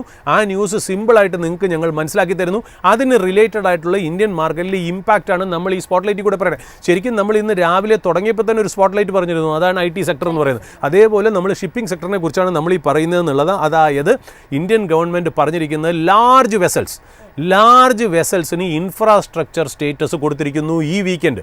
ആ ലാർജ് വെസൽ എന്ന് ഉദ്ദേശിക്കുന്നത് എന്താണെന്നറിയോ? ടണ്ണേജ് വെച്ചിട്ടാണ് പറയുന്നത്. 10,000 ടണ്ണേജിന് മുകളിലുള്ള ഫോറിൻ നിർമ്മിത ഷിപ്പാണെങ്കിലും ഇന്ത്യൻ രജിസ്ട്രേഷനോ ഇന്ത്യൻ ഫ്ലാഗോ ഉണ്ടെങ്കിൽ 10,000 ടണ്ണോ അതിന് മുകളിലുള്ള ഷിപ്സിനോ ഇൻഫ്രാസ്ട്രക്ചർ സ്റ്റേറ്റസ് കൊടുക്കുകയാണ് എന്നുള്ളതാണ് ഗവൺമെൻറ് പറയുന്നത്. ഇനി ഇന്ത്യയിൽ നിർമ്മിത ഷിപ്സാണ്, ഇന്ത്യൻ ഫ്ലാഗാണ്, ഇന്ത്യൻ രജിസ്ട്രേഷൻ ആണെങ്കിൽ 1500 ടണ്ണിൽ അതോ അതിന് മുകളിലേക്കുള്ള എല്ലാ ഷിപ്സും ഇൻഫ്രാസ്ട്രക്ചർ സ്റ്റേറ്റസ് കൊടുക്കുന്നു എന്നുള്ള. അപ്പോൾ പുറത്തുനിന്നുള്ള ഷിപ്പ് അതിന് ഇന്ത്യൻ രജിസ്ട്രേഷനോ ഇന്ത്യൻ ഫ്ലാഗോ ആണെങ്കിൽ 10,000 ടണ്ണേജ് ആണ് ആ പറഞ്ഞിരിക്കുന്ന ബെഞ്ച് മാർക്ക്. അതല്ല, ഇന്ത്യയിൽ തന്നെ നിർമ്മിതമായിട്ടുള്ള ഷിപ്പാണ്, ഇന്ത്യൻ രജിസ്ട്രേഷനാണ്, ഇന്ത്യൻ ഫ്ലാഗ് ആണ് എന്നുണ്ടെങ്കിൽ 1500 ടണ്ണാണ് അതിൻ്റെ മാനദണ്ഡം എന്നുള്ള പറഞ്ഞു. അതിന് മുകളിലുള്ള ഷിപ്സിനോ ഇൻഫ്രാസ്ട്രക്ചർ സ്റ്റേറ്റസ് കൊടുക്കുന്നു എന്ന് പറഞ്ഞാൽ അതിൻ്റെ അർത്ഥം എന്താണെന്നറിയോ? അതായത് അവർ കൊടുത്തിരിക്കുന്നത് ട്രാൻസ്പോർട്ട് ആൻഡ് ലോജിസ്റ്റിക്സ് എന്ന് പറയുന്ന ആ ഒരു ടാഗിൻ്റെ കീഴിലാണ് ഇൻഫ്രാസ്ട്രക്ചർ സ്റ്റേറ്റസ് കൊടുത്തിരിക്കുന്നത്. അപ്പോൾ ട്രാൻസ്പോർട്ട് ആൻഡ് ലോജിസ്റ്റിക്സ് സെക്ടറിനാണ് ഇത് ബെനിഫിഷ്യലായിട്ട് വരുന്നത്. കാര്യം പല ലോജിസ്റ്റിക്സ് കമ്പനീസും ഷിപ്പിംഗ് മാർഗം ഗുഡ്സ് ട്രാൻസ്പോർട്ട് ചെയ്യാറുണ്ട് എന്നും കൂടി പറഞ്ഞു വെച്ചിരിക്കുന്നു എന്നുള്ള. അപ്പോൾ ഇന്ത്യൻ ഗവൺമെൻറ് പ്രതീക്ഷിക്കുന്നത് 2047 കൂടി, അതായത് ഇപ്പോൾ മാരിടൈം അമൃത് കാൽ വിഷൻ, ആ വിഷനിൽ വരുമ്പോഴത്തേക്കും ഏതാണ്ട് 54 ട്രില്യൻ്റെ ഇൻവെസ്റ്റ്മെൻറ്റ്, 54 ലക്ഷം കോടിയുടെ ഇൻവെസ്റ്റ്മെൻറ്റ് ഷിപ്പ് ബിൽഡിങ്ങിൽ വരും. അപ്പോൾ അത്രയും മാത്രം ഒരു റവന്യൂ പൂൾ, ഏർണിങ്സ് പൂള് ഒരു സെക്ടറിൽ ക്രിയേറ്റ് ചെയ്യുമ്പോൾ അതിനകത്തുള്ള ബിസിനസ്സുകൾ എത്രത്തോളം ഗ്രോ ചെയ്യും എന്നുള്ളത് നമ്മളൊന്ന് മനസ്സിലാക്കുക എന്നല്ല. അപ്പോൾ ഇൻഫ്രാസ്ട്രക്ചർ സ്റ്റേറ്റസ് കൊടുക്കുക എന്ന് പറഞ്ഞാൽ ബെനിഫിറ്റ് എന്താണ്? ഒന്നെന്ന് പറയുന്നത് ലോങ് ടേം ചീപ്പ് ഫണ്ടിങ്, അതായത് ഈ ലോൺസിൻ്റെ ടെന്യൂർ ലോങ്കർ ആവും. അതുമാത്രമല്ല ലോ ഇൻട്രസ്റ്റ് റേറ്റിലും കിട്ടും. അതായത് ലോങ്കർ ടേം ലോൺ ഫണ്ടിങ് ചീപ്പ് റേറ്റിൽ കിട്ടും എന്നുള്ളതാണ് ഇൻഫ്രാസ്ട്രക്ചർ സ്റ്റേറ്റസ് കിട്ടിയാൽ ഇമ്പോർട്ടൻ്റ് ആയിട്ടുള്ള കാര്യം. പിന്നെ രണ്ടാമത്തെ പറഞ്ഞാൽ കൊളാറ്ററൽ എലിജിബിലിറ്റി, അതായത് നമ്മൾ ഈ വലിയ ഷിപ്സ് പണയം വെച്ച് ലോൺ എടുക്കാനും കൂടി ആ ഇൻഡസ്ട്രിക്ക് സാധിക്കുന്നുള്ള. പിന്നെ ടാക്സ് ആൻഡ് റെഗുലേറ്ററി മെഷേഴ്സ് ഡയറക്റ്റായിട്ട് പോസിറ്റീവായിട്ട് ഇമ്പാക്റ്റ് ചെയ്യും. അതായത് ഇപ്പോൾ ഇൻഫ്രാസ്ട്രക്ചർ സ്റ്റേറ്റസ് കിട്ടിക്കഴിഞ്ഞാൽ ഗവൺമെൻറ് എന്തെങ്കിലും ഒരു റിഫോമോ മെഷറോ ഇറക്കുകയാണെങ്കിൽ തീർച്ചയായിട്ടും ഈ സെക്ടറിന് കംപ്ലീറ്റ് ആയിട്ട് ബെനിഫിറ്റ് കിട്ടും എന്നുള്ളതാണ്. നാലാമത്തെയാണ് ഏറ്റവും ഇമ്പോർട്ടൻ്റ് ആയിട്ടുള്ള കാര്യം, ഡൊമസ്റ്റിക് ഷിപ്പ് ബിൽഡിങ്ങിനെ ഭയങ്കരമായിട്ട് ഇത് ട്രിഗർ ചെയ്ത് പോസിറ്റീവായിട്ട് മുന്നോട്ട് കൊണ്ടുപോകും. അപ്പോൾ ഇങ്ങനത്തെ 3-4 ഇമ്പാക്റ്റാണ് ശരിക്കും പറഞ്ഞാൽ ഈ ഇൻഫ്രാസ്ട്രക്ചർ സ്റ്റേറ്റസ് കൊണ്ട് Indian shipping and ship building സെക്ടറിന് കിട്ടുന്ന ഇമ്പാക്റ്റ്. നമുക്ക് അതിനകത്ത് ഇമ്പാക്റ്റ്ഫുൾ ആയിട്ട് വരാൻ പോകുന്ന സ്റ്റോക്കുകളോ സെക്ടറുകളോ നമ്മൾ നോക്കുകയാണെങ്കിൽ ബെനിഫിഷ്യറി കമ്പനീസ് പറഞ്ഞാൽ ഓഫ് കോഴ്സ് ഡയറക്റ്റ് ബെനിഫിഷ്യറി എന്ന് പറഞ്ഞാൽ ഷിപ്പ് ബിൽഡിംഗ് കമ്പനീസ് തന്നെയാണ്. നമുക്കറിയാം Cochin ship yard, GRSE, Garden Reach, Mazagon dock ഒക്കെ ഡയറക്റ്റ് ബെനിഫിഷ്യറിയാണ് ഷിപ്പ് ബിൽഡിങ്ങിൻ്റെ. രണ്ടാമത്തെ പോർട്ട് ഓപ്പറേറ്റേഴ്സ്. കാര്യം ഈ ഇൻഡസ്ട്രി നന്നായിട്ട് വരുമ്പോൾ പോർട്ട് ഓപ്പറേറ്റ് ചെയ്യുന്ന കമ്പനികൾക്കും ഇത് ബെനിഫിറ്റ് ആയിട്ട് വരും. അതായത് അഡാനി പോർട്സും JSW ഇൻഫ്രയുമാണ് അതിനകത്തുള്ള ബെനിഫിഷ്യറി ആയിട്ടുള്ള പോർട്ട് ഓപ്പറേറ്റേഴ്സ്. അത് കഴിഞ്ഞ് ഷിപ്പിംഗ് കമ്പനീസും ബെനിഫിഷ്യൽ ആണല്ലോ. ഇനി അവർക്ക് ഇൻഫ്രാസ്ട്രക്ചർ സ്റ്റേറ്റസ് ആണ് അവരുടെ പല ഷിപ്സിനും കിട്ടുന്നത് എന്നുള്ളത് അവർക്ക് ഇമ്പോർട്ടൻ്റ് ആയിട്ടുള്ള കാര്യം. ആ ഷിപ്സ് മേടിക്കാനായിട്ട് ലോങ് ടേം ചീപ്പ് ഫണ്ടിങ്ങും കിട്ടും. ആ ഷിപ്പ് ഉപയോഗിച്ച് പ്ലഡ്ജ് ചെയ്ത് കൂടുതൽ കാശും കൊണ്ടുവരാം എന്നുള്ളതാണ്. അതുമാത്രമല്ല ലോക്കലായിട്ട് ഷിപ്പ് ബിൽഡിംഗ് വരുമ്പോൾ ചീപ്പായിട്ടുള്ള റേറ്റ്സിനും കിട്ടും എന്നുള്ളതാണ് അതിനകത്ത് രസകരമായിട്ടുള്ള കാര്യം. മാർക്കറ്റിലും ഈ പറഞ്ഞ സ്റ്റോക്കുകളിലെല്ലാം തന്നെ നമുക്കൊരു നേട്ടം കാണാൻ സാധിക്കുന്നുണ്ട്. GE shipping and shipping corporation of India is the direct beneficiary ആയിട്ടുള്ള ഷിപ്പിംഗ് കമ്പനീസ് എന്നുള്ള പറഞ്ഞു വയ്ക്കുന്നു. പിന്നെ ഇതിനകത്ത് കൺസ്യൂമേഴ്സിന് ബെനിഫിറ്റ് കിട്ടും. അതായത് ഇപ്പോൾ ട്രേഡ് നടത്തുന്നത് കൺസ്യൂമേഴ്സ് ആണല്ലോ. അപ്പോൾ ആരൊക്കെയാണ് എക്സ്പോർട്ട് ഇമ്പോർട്ട് ചെയ്യുന്നത് അവർക്കൊരു ബെനിഫിറ്റ് കിട്ടുന്നുള്ളത്. അതിനകത്തു നിന്നും ലിസ്റ്റഡ് കമ്പനീസിന് ബെനിഫിറ്റ് കിട്ടുന്നുണ്ട്. ഇപ്പോൾ നമ്മൾ നോക്കുകയാണെങ്കിൽ Indian oil corporation, BPCL, HPCL, Reliance, Nayara energy, logistics companies, കാര്യം ഇവരെല്ലാവരും പെട്രോളിയം പ്രോഡക്ട്സ് ഒക്കെ അങ്ങോട്ടേക്ക് റിഫൈൻ ചെയ്ത് അയക്കുകയും റിഫൈൻ ചെയ്യാനായിട്ടുള്ള ക്രൂഡ് ഇമ്പോർട്ട് ചെയ്യുകയും ചെയ്യുന്നത് ഷിപ്പിംഗ് മേഖലയിൽ കൂടെയാണെന്നുള്ള കാര്യം നമുക്കറിയാം. അപ്പോൾ കൺസ്യൂമർ എന്നുള്ള രീതിയിൽ ഈ വക ബിസിനസ്സുകൾക്ക് ബെനിഫിറ്റ് ആവും. അതുമാത്രമല്ല ഇമ്പോർട്ട് ചെയ്യുന്ന എക്സ്പോർട്ട് ചെയ്യുന്ന ബിസിനസ്സുകൾക്കും ഇത് വലിയ ബെനിഫിഷ്യൽ ആയിട്ട് വരും എന്നുള്ളതാണ്. അപ്പോൾ ഇതിനകത്ത് നമ്മൾ ഇന്ന് സ്പോട്ട് ലൈറ്റിലേക്ക് കൊണ്ടുവരുന്നത് ഈ സെക്ടറിൽ ഈ ഒരു റിഫോം ഇൻഫ്രാസ്ട്രക്ചർ സ്റ്റേറ്റസ് ലാർജർ വെസലിലേക്ക് വരുന്നത് കാരണം ഇമ്പാക്റ്റ് ആവാമെന്നുള്ള ഇത്രയും പറഞ്ഞ സെക്ടറുകളിൽ നിന്നും നമ്മൾ കൊണ്ടുവന്നിരിക്കുന്നത് എന്നും ഈ എല്ലാത്തിൽ നിന്നും ഏറ്റവും നല്ല കമ്പനിയായിട്ട് നമ്മുടെയൊക്കെ വ്യക്തിപരമായിട്ട് അതിൻ്റെ ബാലൻസ് ഷീറ്റും P&L തോന്നുന്ന ഒരു കമ്പനി തന്നെയാണ് GE ഷിപ്പിംഗ്. അതാണ് ഇന്നത്തെ സ്പോട്ട്ലൈറ്റ് സ്റ്റോക്ക്. ഇതൊരു റെക്കമെൻഡേഷനോ സോളിസിറ്റേഷനോ അഡ്വൈസോ അല്ല. നിങ്ങൾക്കൊരു no your company, no your business, അതുപോലെ ഗവൺമെൻറ്റിൻ്റെ ഈ റിഫോം എങ്ങനെയാണ് ഇമ്പാക്റ്റ് ചെയ്യുന്നത് അതിലൊരു ബിസിനസ്സിനെ നിങ്ങളുടെ മുന്നിലേക്ക് അവതരിപ്പിക്കുന്നു എന്ന് മാത്രം. അതായത് 38 വെസലാണ് GE ഷിപ്പിങ്ങിനുള്ള. ഈ 38 വെസലിൽ 26 വെസലും ടാങ്കറുകളാണ്. ഈ ടാങ്കർ എന്ന് പറയുമ്പോൾ ലിക്വിഡ് സ്റ്റേറ്റിലെ സാധനങ്ങൾ കൊണ്ടുപോകുക എന്നുള്ളതാണ്. ആ ടാങ്കർ എന്ന് പറഞ്ഞാൽ ഞാനിപ്പോൾ പറയാം, ക്രൂഡ് കൊണ്ടുപോകുന്നത്, diesel, LNG, gasoline, chemicals, vegetable oil, wine, fresh water, ഇങ്ങനത്തേക്ക് ലിക്വിഡ് ആയിട്ടുള്ള സാധനങ്ങളാണ് നമ്മൾ ടാങ്കറുകളിൽ കൊണ്ടുപോകുന്നത്. GE ഷിപ്പിങ്ങിന് അങ്ങനെ 26 ടാങ്കർ ഉണ്ടെന്നുള്ള. പിന്നെ ഉള്ളത് അവർക്കുള്ളത് 12 എണ്ണം. ഈ 16ഉം 12ഉം കൂടെ ചേർന്ന് 12 എന്ന് പറഞ്ഞാൽ ഡ്രൈ ബൾക്ക് കാരിയറാണ്. കാര്യം നമ്മൾ ടാങ്കറുകളെ ലിക്വിഡ് ഫോമിലും ഗേഷ്യസ് ഫോമിലെ സാധനങ്ങളാണ് കൊണ്ടുപോകണമെങ്കിൽ നമ്മൾ ഇപ്പുറത്ത് പറയുന്നത് ബൾക്ക് കാരിയർ എന്ന് പറയുന്നത് സോളിഡ് ആയിട്ടുള്ള സാധനങ്ങളാണ്. സോളിഡ് ആയിട്ടെന്ന് പറയുമ്പോൾ എന്താണ്?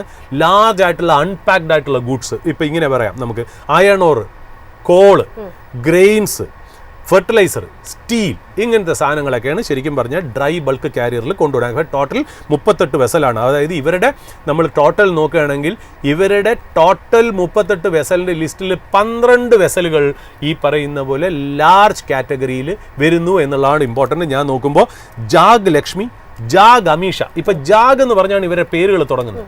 ഓക്കെ, ജാഗ് ലക്ഷ്മി, ജാഗ് അമീഷ, ജാഗ് ആർണവ്, ജാഗ് അജയ്, ജാഗ് ആലോക്, ജാഗ് അമർ, ജാഗ് രാധ, ജാഗ് രാജീവ്, ജാഗ് പുനീത്, ജാഗ് പ്രിയ, ജാഗ് പ്രാചി, ജാഗ് പ്രിയം. ഇത്രയും ഷിപ്സാണ് ശരിക്കും പറഞ്ഞാൽ അവർക്ക് ബെനിഫിഷ്യൽ ആയിട്ട് ഈ കാറ്റഗറിയിൽ വരുന്നത് എന്നുള്ളതാണ്. നിങ്ങൾ എവിടെയെങ്കിലും നിങ്ങൾ ഈ വള്ളാർപാടം കണ്ടെയ്നർ ടെർമിനലിലോ അല്ലെങ്കിൽ ഫോർഷോർ റോഡിൻ്റെ അവിടെയോ വിഴിഞ്ഞം പോർട്ടുകളിലോ ഈ ജാഗ് ചേർത്ത് നിങ്ങൾ ഷിപ്പ് കാണുന്നതിൻ്റെ അർത്ഥം GE ഷിപ്പിങ്ങിൻ്റെ ആണെന്നുള്ളതാണ്. ഇതിൻ്റെ മാർക്കറ്റ് പ്രൈസ് 1054 രൂപയാണ്. Market cap 10,000 കോടിയായിരുന്നു. ഞാൻ വീക്കെൻഡിൽ ഇത് എഴുതി വെക്കാൻ കാര്യം ഡിവിഡൻഡ് ഈൽഡ് 3% ആണ്. ഇത് എന്തുകൊണ്ടാണ് GE ഷിപ്പിംഗ് എന്നുള്ളതിൻ്റെ ഏറ്റവും വലിയ ഉദാഹരണം എന്താണെന്നറിയോ? One of the best capital അലോക്കേറ്ററാണ്. അതായത് G ശിവകുമാർ എന്ന് ഇതിൻ്റെ CFO. ഞാൻ പറഞ്ഞു, നിങ്ങൾക്ക് ബാലൻസ് ഷീറ്റുകളെ ഒരു കമ്പനി എങ്ങനെയാണ് മാനേജ് ചെയ്യണമെന്ന് പഠിക്കണമെങ്കിൽ അദ്ദേഹത്തിൻ്റെ സ്പീച്ച് GE ഷിപ്പിങ്ങിൻ്റെ CFOൻ്റെ പഠിക്കണം. സാധാരണ എന്തെന്നറിയോ, ഈ ഫ്രൈറ്റ് റേറ്റ്, ഈ ഇൻഡസ്ട്രിയുടെ പ്രത്യേകത എന്നറിയോ, ഈ ഫ്രൈറ്റ് റേറ്റ് ഇൻക്രീസ് ചെയ്യുമല്ലോ. ഫ്രൈറ്റ് റേറ്റ് ഇൻക്രീസ് ചെയ്യുമ്പോൾ ഷിപ്പിംഗ് കമ്പനീസിന് ഏറ്റവും കൂടുതൽ റവന്യൂ കിട്ടുന്നത്. അപ്പോഴാണ് പല കമ്പനീസും എക്സ്പാൻഷന് പോകുന്നത്. ഓക്കെ, എന്നാൽ GE ഷിപ്പിംഗ് നേരെ തിരിച്ചാണ് ചെയ്യുന്നത്. GE ഷിപ്പിംഗ് ചെയ്യണം എങ്ങനെയാണെന്ന് വെച്ചാൽ ഫ്രൈറ്റ് റേറ്റ്സ് കൂടുമ്പോൾ ഇവർ മാക്സിമം മിൽക്ക് ചെയ്ത് കാശുണ്ടാക്കണം. മാത്രമല്ല അവരുടെ എക്സിസ്റ്റിംഗ് ഷിപ്പ് പ്രീമിയം റേറ്റിന് ഇവർ വിറ്റിട്ട് ഇവരുടെ ഇൻവെന്ററി കംപ്ലീറ്റ് ക്ലീൻ ചെയ്യും. എന്നിട്ട് ഷിപ്പിംഗ് റേറ്റ്സ് താഴെ വരുമ്പോൾ മറ്റുള്ള കമ്പനികൾ, ആവശ്യമില്ലാതെ ഷിപ്പ് മേടിച്ചെടുക്കുന്ന കമ്പനികൾ ഓവർ കപ്പാസിറ്റി ആയിട്ട് എന്നാൽ ഷിപ്പിംഗ് റേറ്റ് ഭയങ്കരമായിട്ട് കിട്ടണമില്ല, ബിസിനസ് ഡൗൺ ആകുമ്പോൾ വളരെ ഡിസ്കൗണ്ട് റേറ്റിൽ ഈ ന്യൂ ഷിപ്സ് വിൽക്കും. ആ ഷിപ്സിന് GE ഷിപ്പിംഗ് ഫ്രൈറ്റ് റേറ്റ്സ് താഴെ വരുമ്പോൾ, അതായത് കൗണ്ടർ സൈക്ലിക്കൽ സ്ട്രാറ്റജിയിലാണ് ഇവർ, വളരെ അസറ്റ് ഹെവി ആയിട്ടുള്ള ഒരു ബിസിനസ് മോഡലുള്ള ഒരു ഇൻഡസ്ട്രിയിൽ ഇവർ ഓപ്പറേറ്റ് ചെയ്യണത് വളരെ ബുദ്ധിപരമായിട്ട് നേരെ തിരിച്ച് കളിച്ചാണ് എന്നുള്ളതാണ് ഈ GE ഷിപ്പിങ്ങിൻ്റെ പ്രത്യേകത എന്നുള്ളത്. അപ്പോൾ GE ഷിപ്പിംഗ് ആയിരിക്കും ഇതിൽ നമ്മൾ കാണുന്ന ഒരു നല്ലൊരു സ്പോട്ട്ലൈറ്റ് ബിസിനസ്. ഇതൊരു റെക്കമെൻഡേഷനോ ഇതൊരു സോളിസിറ്റേഷനോ അഡ്വൈസോ അല്ല. ഒരു ഗവൺമെൻറ്റിൻ്റെ റൂളോ റെഗുലേഷനോ അല്ലെങ്കിൽ ഒരു റിഫോമോ വരുമ്പോൾ അതെങ്ങനെ ഇമ്പാക്റ്റ് ചെയ്യും എന്നുള്ള രീതിയിൽ പറഞ്ഞു വെക്കാൻ വേണ്ടിയിട്ട് ഒരു എക്സാമ്പിളായിട്ട് ഒരു അക്കാഡമിക് പർപ്പസിന് വേണ്ടി മാത്രമാണ് നമ്മൾ ഈ GE ഷിപ്പിംഗ് അല്ലെങ്കിൽ അഥവാ സ്പോട്ട്ലൈറ്റ് സ്റ്റോക്ക് നമ്മൾ അവതരിപ്പിക്കുന്നത്. ഇത് നിങ്ങൾ അക്കാഡമിക് പർപ്പസിന് മാത്രം എടുക്കുക. നിങ്ങളുടെ സ്റ്റോക്ക് പിക്കിംഗ് ഒരു സെബി രജിസ്റ്റേർഡ് ഇൻവെസ്റ്റ്മെന്റ് അഡ്വൈസറിന്റെ നിരീക്ഷണത്തിലും അഡ്വൈസിലും മാത്രം ചെയ്ത് മുന്നോട്ട് പോകാമെന്ന് പറഞ്ഞു വയ്ക്കുന്നു. ജാസ്മിൻ. യെസ്, ഏതായാലും നമ്മൾ തുടക്കത്തിൽ IT ഇൻഡെക്സിനെ കുറിച്ചും സ്റ്റോക്കുകളെ കുറിച്ചും പറഞ്ഞിട്ടുണ്ടായിരുന്നു. അതൊരു പ്രോബബിലിറ്റി മാത്രമാണ്. തീർച്ചയായിട്ടും അതൊരു അക്കാഡമിക് പർപ്പസ് ആയിട്ട് മാത്രം കാണുക. ഇവിടെ ഡിസ്കസ് ചെയ്തിരിക്കുന്ന സ്റ്റോക്കുകളെല്ലാം തന്നെ ഒരു അക്കാഡമിക് പർപ്പസ് ആണ് എന്നുള്ളത് വീണ്ടും ഓർമ്മപ്പെടുത്തുകയാണ്. ഇന്നത്തെ ഓപ്പണിംഗ് അവേഴ്സിന്റെ ഒരു സെഷൻ ഇവിടെ വൈൻഡപ്പ് ചെയ്യുന്നു. കൂടുതൽ അപ്ഡേറ്റ്സും അനാലിസിസും ഒക്കെ ആയിട്ട് വരുന്ന മണിക്കൂറിൽ ഞങ്ങളുടെ റിസർച്ച് ടീം നിങ്ങളോടൊപ്പം ജോയിൻ ചെയ്യും. Stay tune.